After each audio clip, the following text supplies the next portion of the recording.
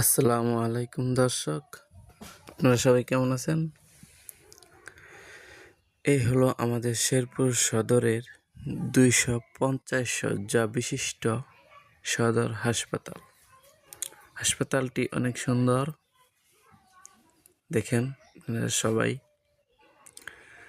আসলে ভিতরে অনেক ময়লাচ্ছন্ন পরিবেশ, অনেকটাই খারাপ।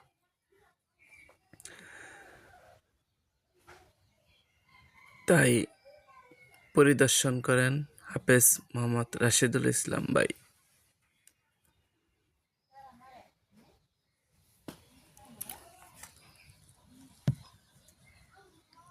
আমাদের শেরপুর জেলার মাননীয় এমপি সাহেব হাফেজ মোহাম্মদ রাশেদুল ইসলাম ভাই পরিদর্শন করেন হাসপাতালটি।